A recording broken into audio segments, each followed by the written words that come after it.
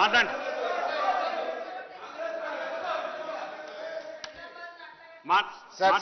మాట్లాడతారు సార్. ఒకటి సార్, మీరు కూడా సభా సాంప్రదాయాన్ని గమనించాలి. ఒక సభ్యుడు మాట్లాడుతుంటే ఇంత డిస్టర్బెన్స్ ఉంటే కష్టము. ఎప్పుడైనా ఒక మంత్రి ఇంటర్వ్యూ అవుతారు కానీ ఇంకో పార్టీ ఇంటర్వ్యూ కొత్త సాంప్రదాయాన్ని సభలో తెచ్చారు. I'm sorry. ఇకపోతే అధ్యక్ష, yes I will tell everything sir, don't worry sir, I have answer for everything. సరే, జూపల్లి కృష్ణారావు గారికి చెప్తా, తర్వాత సీఎం గారికి చెప్తా, తర్వాత పొంగులేటి చెప్తా. అధ్యక్ష, జూపల్లి గారు ఏమన్నారు, ఎట్లా వచ్చినాయి నీళ్లు అన్నారు అంటూ ఒక మాట. ఏమండి మీ సభ్యులు కూడా మీరు మాట్లాడండి. అయితే జూపల్లి గారు మాట్లాడుతూ ఏమన్నారు, తమ్మిడిహట్టి నుంచి మేడిగడ్డ అంతా 20-30 కిలోమీటర్లే ఉంటదన్నారు. పాపం వారికి ఐడియా ఉండకపోవచ్చు. తమ్మిడిహట్టి చెప్తా, అన్ని చెప్తాను రండి, నాకు టైం ఇప్పి అంతే. I will answer everything. Tummidihatti నుంచి మేడిగడ్డకు 116 కిలోమీటర్లు. It is not 30 kilometres. Number 1. Number 2, నీళ్ళు ఎట్లొస్తాయి? మహారాష్ట్ర టెరిటరీ నుంచి ఉన్న క్యాచ్మెంట్, తర్వాత తెలంగాణ నుంచి ఉన్న క్యాచ్మెంట్ చదివి వినిపిస్తా, రాసుకోండి. మహారాష్ట్ర నుంచి చాంకేరి వాగు, మట్టాపూర్ వాగు, ఆహిరి వాగు, అబెనపల్లి వాగు, కొల్లపల్లి వాగు, వట్రాల్ వాగు, లంకచెరు వాగు, పోచంపల్లి వాగు, వయంపల్లి వాగు, మేడారం వాగు, కృష్ణాపూర్ వాగు, పెంటిపాక వాగు, తుమ్మాపూర్ వాగు, ఆపెట్ట వాగు, వడ్డెం వాగు, కుకట్పల్లి వాగు. ఇవి 16 వాగులు మహారాష్ట్ర నుంచి వస్తాయి. ఇక తెలంగాణ నుంచి రైట్ సైడ్, తెలంగాణ నుంచి పెద్దవాగు, ఎర్రవాగు, నీల్వాయివాగు, వట్టివాగు, చెల్మెడవాగు, గొల్లవాగు, ర్యాలివాగు, జైపూర్ వాగు. ఈ అన్ని వాగులు కలిపి 120 టీఎంసీలు అదనంగా మేడిగడ్డ దగ్గర రావడం జరుగుతుంది. ఇక next speaker sir, please speaker sir, గౌరవ ముఖ్యమంత్రి గారు మాట్లాడుతూ, ప్లీజ్ మాట్లాడియండి దయచేసి, in the interest of state మాట్లాడదాం. సో గౌరవ ముఖ్యమంత్రి గారు మాట్లాడుతూ, సార్ గౌరవ ముఖ్యమంత్రి గారు మాట్లాడుతూ ఎక్స్పర్ట్స్ కమిటీ రిపోర్టు నాకు చదివి వినిపించారు. థ్యాంక్ యూ ముఖ్యమంత్రి గారు. అయితే ఎక్స్పర్ట్స్ కమిటీ రిపోర్ట్స్ లో ఏమున్నది, అసలు ఎక్స్పర్ట్స్ కమిటీ ఏం చెప్పింది, ఎక్స్పర్ట్ కమిటీ మాట మేం పట్టించుకోలేదా, ఘోష్ కమిషన్ పట్టించుకోలేదా, ఒకసారి మాట్లాడుకుందాం. I will give you the examples, don't worry. అధ్యక్ష, ఇది ఎక్స్పర్ట్ కమిటీ రిపోర్ట్, ఇది ముఖ్యమంత్రి గారి దగ్గర కూడా ఉంది. అయితే ఎక్స్పర్ట్ కమిటీని ఏమడిగింది బీఆర్ఎస్ ప్రభుత్వం ఆనాడు? మేము అడిగింది మేడిగడ్డ నుంచి నేరుగా మిడ్ మానేరుకు నీళ్లు తీసుకుపోవడానికి మీ యొక్క సలహాలు సూచనలు ఇవ్వమని అడిగాం. Page number 6, paragraph 3, barrage site on main river Godavari near Medigadda, Mahadevpur, Mandal, Karimnagar Jilla. The Honorable Chief Minister has ordered the Irrigation Department to explore the possibilities of construction of barrage on Godavari River near Medigadda, Mahadevpur to store 5 TMC of water in river margin and to examine whether 160 TMC water can be directly lifted to taken to Midmaner. Medigadda నుంచి నేరుగా మిడ్మానేర్ తీసుకుపోవడానికి possibility ఉందా పరిశీలించండి. The site of barrage was examined during the aerial survey and proposed site for construction of barrage is feasible in view of less width of Godavari river. As per topo study, the FRL of the barrage can be fixed at about 105 meters without submerging Patta lands in Maharashtra site. The Medigadda feasible, Medigadda దగ్గర project barrage కట్టొచ్చు అని experts committee report ఇది. అయితే ఇందులో వాళ్ళు ఏమన్నారంటే, direct గా the proposed alignment of tunnel and gravity canal are passing through coal belt, Tadicherla coal block, Singareni open cast mines. Due to the presence of coal belt area in the alignment, execution of either tunnels or gravity canals may not be possible అని ఏమన్నారు. మేడిగడ్డ ఫీజబులే కానీ మేడిగడ్డ నుంచి మిడ్మానేరుకు నేరుగా నీళ్లు తీసుకుపోవడం సాధ్యం కాదని report చెప్పింది. అయితే అధ్యక్ష, interesting point now I'm coming to the crux. ఇదే ఎక్స్పర్ట్స్ కమిటీని ఘోష్ కమిషన్ కూడా పిలిచింది. ఘోష్ కమిషన్ వాళ్ళను అడిగింది, మీరు ఏం చెప్పింది అన్నాడు ఎక్స్పర్ట్ కమిటీ అని ఈ రిటైర్డ్ ఇంజనీర్లను పిలిచింది. ఈ రిటైర్డ్ ఇంజనీర్లు ఘోష్ కమిషన్ ముందు పోయి చెప్తే, మీరు మాట చెప్పడం కాదు వ్రాతపూర్వకంగా ఇవ్వమంటే, ఇది ఘోష్ కమిషన్ కు వ్రాతపూర్వకంగా రిటైర్డ్ ఇంజనీర్లు ఇచ్చిన కాపీ. ఇది నేను ఘోష్ కమిషన్ కు లెటర్ పెట్టి ఐ వాంట్ ద కాపీ అంటే ఘోష్ కమిషన్ నా పేరు మీద రాసి పంపిన అఫిడవిట్. This is affidavit. ఇంట్లో ఏముందో ఒకసారి చదివి వినిపిస్తా. ఏం చెప్పిండ్రు వాళ్ళు? ఘోష్ కమిషన్కి ఏం చెప్పిందంటే పేజ్ నంబర్ 5, ఈ సంతకాలు కూడా ఉన్నాయి పేజీకి. ఇందులో ఏమన్నారు? In our report dated 7/4/2015 on barrages and Godavari and Pranahita reverse we have recommended that construction of barrage on main Godavari river near Medigadda and lifting 160 TMC of water directly to Midmani reservoir is not desirable due to prohibitive cost and time consumption and also has to pass through coal belt. అంటే first report లో చెప్పిన విషయమే Ghosh commission కూడా second report లో కూడా చెప్పారు. చెప్తూ next para, after submission of our report government of Telangana has dropped the proposal of taking water directly from Medigadda barrage to Midmane reservoir and is now being taken to Sripada Sagar project following Godavari river utilizing all the packages from 6, 7, 8 except 1 to 5 packages approved by erstwhile state of Andhra Pradesh. మా సూచన మేరకే direct తీసుకుపోవడం మానుకొని గోదావరి నదిని ఉపయోగించి నీళ్లు తీసుకుపోతున్నారు అనేటువంటి విషయాన్ని చాలా స్పష్టంగా వాళ్ళు చెప్పారు. అంతేకాకుండా అధ్యక్ష, ఇదే రిపోర్ట్లో చాలా స్పష్టంగా వాళ్ళు ఏమన్నారంటే, ఇది page 4, after formation of Telangana statehood in the year 2nd June 2014 director CWC Pramod Narayan letter 4/3/2015 addressed to CE Pranahita clarified that water availability at barrage location is about 165 TMC dependability which includes perceived utilization of upper state 63 TMC ఉండేది 102 మాత్రమే అని చెప్పారు. చెప్తూ Ghosh commission కింద చాలా స్పష్టంగా ఏం రాసిందంటే, మా ఆలోచన మేరకు మా సూచన మేరకే అన్నారం, సుందిల్లా మరో 2 బ్యారేజీలు కట్టి ఎల్లంపల్లి ద్వారా గోదావరి నీళ్లు తేవడం జరిగిందని ఘోష్ కమిషన్ కు చాలా స్పష్టంగా రిటైర్డ్ ఇంజనీర్లు ఇచ్చిన నివేదిక. ఇప్పుడు చెప్పండి, ఘోష్ పట్టించుకోలేదా రిటైర్డ్ ఇంజనీర్ల నివేదికను? మేము పట్టించుకోలేదా రిటైర్డ్ ఇంజనీర్ల నివేదిక? Minister irrigation minister. అధ్యక్ష, ఇది ఇప్పుడు జరుగుతున్న చర్చ విషయంలో తుమ్మడి అటు నుంచి మేడిగడ్డకు షిఫ్ట్ కావడంలో హరీష్ రావు గారు కొన్ని చెప్తున్న విషయాలు, కొన్ని రికార్డ్స్ ఎక్కడ లేవు. వీళ్ళు ఒకటి ఆ 5-man రిటైర్డ్ ఇంజనీర్స్ కమిటీ ఇచ్చిన రిపోర్ట్లో, ముందు ఇచ్చిన రిపోర్ట్లో ఇట్లా మేము ఇట్లా చెప్పలేదు అట్లా చెప్పినాం అవన్నీ లేవు. నా అభిప్రాయంలో వాళ్ళు ఇచ్చిన తర్వాత వీళ్ళు ఏమైనా పిలిచి మాట్లాడి ఒత్తిడి చేసి ఘోష్ కమిషన్కి ఇచ్చినావు, కానీ ముందు ఇచ్చిన రిపోర్ట్లు అయితే లేవు. అది చాలా స్పష్టంగా చెప్తున్నా. రెండో విషయం, స్పీకర్ సార్, నేను సభ్యులందరికీ మనం చేస్తున్నా ఒక నిమిషం. ఇది మొత్తం జరిగిన విషయాల్లో కుట్రపూరితంగా తుమ్మడి అచ్చి నుంచి మేడిగడ్డకి షిఫ్ట్ చేయడం జరిగింది. 63 TMCలు తుమ్మడి అట్టి చెప్తే మరి మేడిగడ్డ కూడా చెప్పిన అది చెప్తలేరు. మీరు ఏ విధంగా అయితే అప్పర్ రైపేరియన్ స్టేట్స్ ఎక్కువ ఆడుకుంటే తుమ్మడి అట్టి దగ్గర తగ్గొచ్చు అనే ప్రమాద హెచ్చరిక ఇచ్చిండ్రు, సేమ్ ప్రమాద హెచ్చరిక మేడిగడ్డలో కూడా చెప్పిన వాళ్ళు.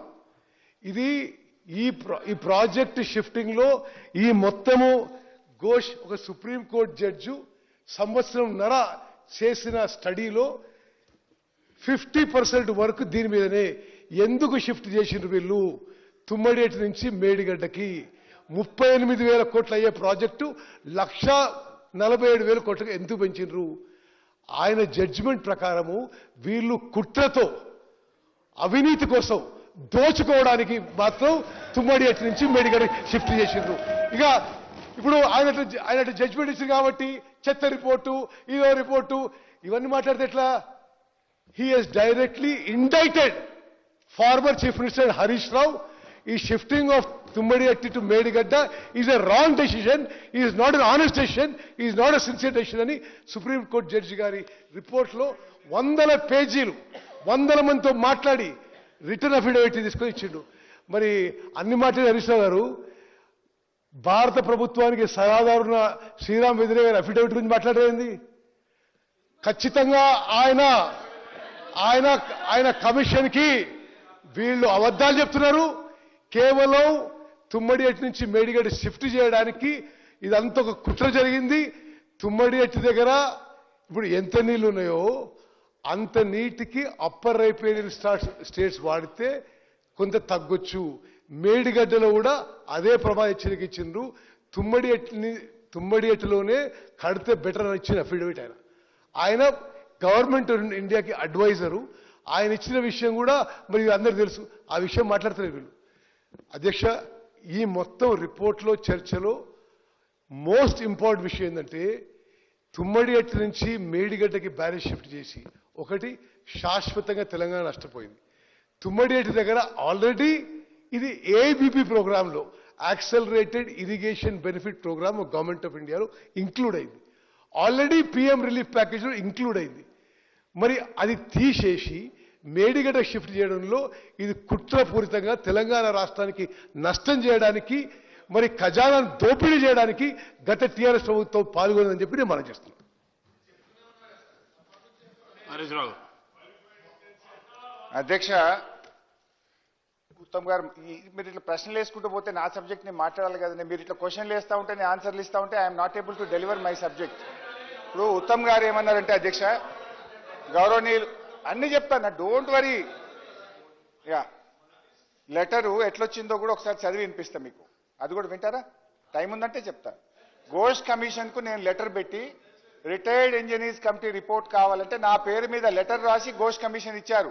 అండ్ ఆ రిపోర్ట్ లో ఉంది ఇది ఇర్రెలవెంట్. ఇది అసలు ఆ 5 man ఇంజనీర్స్ కమిటీలో ఒరిజినల్ రిపోర్ట్ లో ఆయన చెప్పిన విషయాలు ఏమి లేవు. ఆయన చెప్తున్న విషయాలు ఏమీ లేవు. అందులో చాలా స్పష్టంగా మేడిగడ్డ దగ్గర కడితే it is prohibitively expensive and time consuming. ఇది రికమెండ్ చేయడం నేను తప్పితే ఇటు పోతే బాగానే ఉంటుంది, అటు పోతే బాగానే ఉంటుంది, అవన్నీ లేవల్ల. మాట్లాడండి, సబ్జెక్ట్ మాట్లాడండి సార్. గౌరవనీయులు ఉత్తమన్న గారికి రిటైర్డ్ ఇంజనీర్ల ఫస్ట్ రిపోర్ట్ పంపుతా, సెకండ్ రిపోర్ట్ పంపుతా, ఉన్నదా లేదా చదువుకోమనండి. మీ ద్వారా వారికి I'm sending the reports, let him read him. ఉన్నది నేను అట్లా అబద్ధం చెప్పాల్సిన అవసరం లేదు. ఘోష్ కమిటీ రిపోర్ట్ లో కూడా హరీష్ రావు గారు అడిగితే రిటైర్డ్ ఇంజనీర్ల రిపోర్ట్ ఇచ్చాను అని మీరు ఇచ్చిన 650 పేజీల రిపోర్ట్ లో కూడా మెన్షన్ చేయబడ్డది ఒకటి. ఇకపోతే అధ్యక్ష రెండవది అధ్యక్ష, సో రిటైర్డ్ ఇంజనీర్లు రిపోర్ట్ని ఎక్కడా తొక్కిపెట్టలేదు. రిటైర్డ్ ఇంజనీర్లు అదే విషయాన్ని మా సూచనతోనే గోదావరి నది ద్వారా మేడిగడ్డ, అన్నారం, సుందిలగట్టి నీళ్లు తీసుకుపోయారని స్పష్టంగా కమిషన్ కు అఫిడవిటే ఇచ్చారు. Now it is very clear. ముఖ్యమంత్రి గారు, ఐ థింక్ ఉత్తమ్ గారు ఇంకోసారి ఈ తప్పుడు ప్రచారం ఆపాలని కోరుతూ, ఇకపోతే ముఖ్యమంత్రి గారు ఇంకొక ఆరోపణ చేసింది నా మీద. కాళేశ్వరం కమిషన్ హరీష్ రావు గారిని అడిగితే ఆయన కూడా అదే విషయాన్ని కమిషన్ కు చెప్పారు అని కూడా అన్నారు. సో కమిషన్ కు ఇగో నేను ఇచ్చిన క్వశ్చన్స్ అండ్ ఆన్సర్స్, ఇది కమిషనే సంతకం పెట్టి ఇచ్చింది. నన్ను పిలిచినప్పుడు ఏమేం ప్రశ్నలు అడిగినరు, వాటి నేను ఏమేం సమాధానాలు చెప్పాను. I will read out. ఇది క్వశ్చన్ నంబర్ క్యూ అని పెట్టాడు. ద ఎక్స్పర్ట్స్ క్వశ్చన్స్ అవుతున్నా, కమిషన్ నాకు వేసిన క్వశ్చన్, నేను ఇచ్చిన answer. The expert committee under GO 28, do you wish to say anything? ఇది నన్ను అడిగారు. Expert committee was given a responsibility, నా ఆన్సర్స్ అవుతున్నా.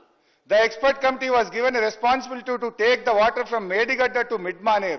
The committee said that it is not possible and cannot be taken directly from Medigadda to Midmaner. I request to refer to para 3 on page 6 of the report of expert committee under GO 28 అని ఆ report కాపీని కూడా వారికి అందజేసిన దాన్ని XC 391 కింద జత చేయడం జరిగింది. సో నేను చాలా స్పష్టంగా ఘోష్ కమిషన్ కు నా సమాధానం స్పష్టంగా చెప్పిన. వాళ్ళు మేడిగడ్డ దగ్గర ఫీజబుల్ అని చెప్పారు, మేడిగడ్డ నుంచి డైరెక్ట్ గా మిడ్మానేర్ సాధ్యం కాదని చెప్పారు. ఆ రిపోర్ట్ కాపీని కూడా ఇస్తూ, ఇగో మీకు కూడా ఈ ఘోష్ కమిషన్ కు వాళ్ళు ఇచ్చిన అఫిడవిట్ మీరే నాకు ఇచ్చారు. ఈ అఫిడవిట్ లో కూడా మా సూచన రాష్ట్ర ప్రభుత్వం పాటించింది, నీళ్లు లేకపోవడం వల్లనే తమ్మిడిహట్టు నుంచి మేడిగడ్డకు మార్చారు అని ఎక్స్పర్ట్ కమిటీ స్పష్టంగా ఘోష్ కమిషన్ కు చెప్పింది. దురదృష్టం ఏంటంటే ఘోష్ కమిషన్ దాన్ని పట్టించుకోకుండా దాన్ని పిసిసి కమిటీ అంటున్నాం. అందుకే మీరు చెప్పిన వాదన మాత్రమే వినిపించింది. మంత్రి గారు ఇది చాలా సీరియస్ ఇష్యూ. ఎందుకంటే ఇందులో కొన్ని రికార్డ్స్ వీళ్ళు ఫజ్ చేసిన అనుమానం. No no no no no no మీరు నవ్వద్దు. మీ శ్రీ మురళీధర్ రావు గారు మీ ప్రియమిత్రుడు మీ బంధువు ఘోష్ కమిషన్ కి లెటర్ ఇచ్చిండు. మేము ఇది ఈ 5-man expert committee report on record తీసుకోలేదు. అసలు మా దగ్గర గవర్నమెంట్ లో ఎక్కడ కూడా ఇది పరిగిలోకి తీసుకోలేదు. ఎందుకు తీసుకోలేదంటే నాకు తెలియదు ఆయన. ఇప్పుడు ఈయన ఏమొచ్చా అంటాడు, దానికి ఆ రిపోర్ట్కి కొన్ని పేజీలు ఉన్నాయి ఇట్లా రాసినవన్నీ. నా అనుమానం వాళ్ళు ఫస్ట్ రిపోర్టు కన్సిడర్ చేస్తుంటే వీళ్ళు ఏదో రాయించుంటారు అట్లా.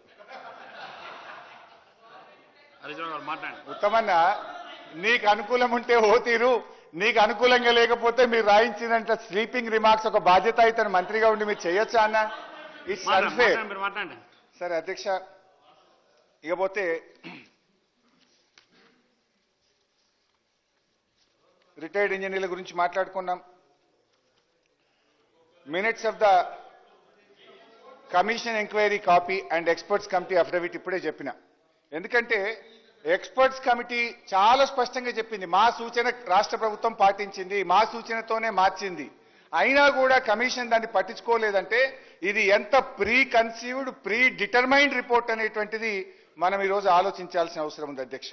ఇప్పుడు స్పష్టంగా అర్థమైంది, నేను చెప్పింది కరెక్టా, ఇవాళ రిటైర్డ్ ఇంజనీర్లు చెప్పింది, నేను చెప్పింది ఒకటే. ఒక రేవంత్ రెడ్డి గారు మాత్రమే, ఉత్తమ్ కుమార్ రెడ్డి గారు మాత్రమే ఈ సభను తప్పుదో పట్టించే ప్రయత్నం చేసినారు. సరే అధ్యక్ష, ఇంతేకాదు మరి అప్రూవల్స్ గురించి దాని గురించి కూడా చెప్పారు. ఇవాళ వ్యాప్కోస్ అప్రూవల్, వ్యాప్కోస్ కు ఇది ముఖ్యమంత్రి గారి నిర్ణయం తీసుకున్నారు. ఆ రోజు రిపోర్టు విషయంలో చర్చ జరగలేదు అని చెప్పి సొంతగా తీసుకున్నారు. ఇది సమిష్టి నిర్ణయం కాదు అన్నారు. ఆనాడు వ్యాప్కోస్కి ఇచ్చేటప్పుడే ఇందాకనే చదివి వినిపించిన, ఎందుకంటే చర్చ జరిగింది ఆ రోజు క్యాబినెట్ లో. తమ్మిడిహట్టి దగ్గర ఇప్పుడు సమస్య ఏంది, 152 మీటర్ల దగ్గర వాళ్ళు ససేమిరా అన్నారు. 7 సంవత్సరాలు మహారాష్ట్రలో కాంగ్రెస్, ఆంధ్రప్రదేశ్లో కాంగ్రెస్, ఢిల్లీలో కాంగ్రెస్, 3 చోట్ల కాంగ్రెస్ ప్రభుత్వం ఉన్నా 7 సంవత్సరాలు 2007-8లోనే టెండర్లు పిలిచారు. ఇందాక ఉత్తమ్ గారు చాలా గొప్పగా చెప్పింది, ఏమని, అరే డిపిఆర్ లేకుండా టెండర్లు పిలుస్తారా, పనులు చేస్తారా అన్నాడు.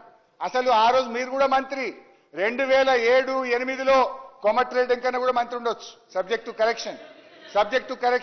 2007-8లో ప్రాణహిత చేవేళ్లకు 28 ప్యాకేజీలుగా టెండర్లు పిలిచింది ఆనాడు కాంగ్రెస్ ప్రభుత్వమే కదా. అసలు డిపిఆర్ ఎప్పుడు వచ్చింది ప్రాణహితకు? 2010లో వచ్చింది. 2007-8లో టెండర్లు పిలిచారు. ప్రాణహిత డిపిఆర్ వచ్చింది 2010వ సంవత్సరం. మా సుదర్శన్ అన్న గారు కూడా ఉన్నారు ఇక్కడ. 2010లో డిపిఆర్ వచ్చింది. డిపిఆర్ లేకుండా, మహారాష్ట్ర అనుమతి లేకుండా 28 ప్యాకేజీలకు టెండర్లు పిలిచి మొబిలైజేషన్ అడ్వాన్సులు ఇచ్చి మరి సమయాన్ని వృధా చేసింది మీరు. ఎందుకు ఈ నిన్నగాక మొన్న నారాయణపేట కొడంగల్ లిఫ్ట్ ఇరిగేషన్ కు ఏ డిపిఆర్ లేకుండా, ఏ సిడబ్ల్యూసి అనుమతి లేకుండా టెండర్లు పిలిచింది కూడా మీరే కదా.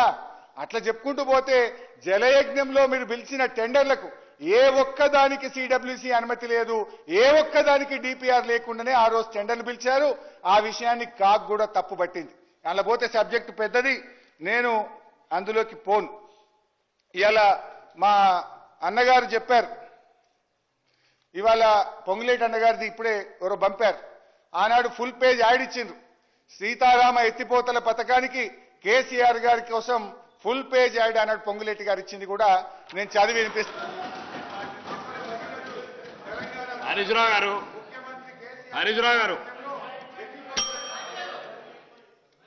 మినిస్టర్ గారు.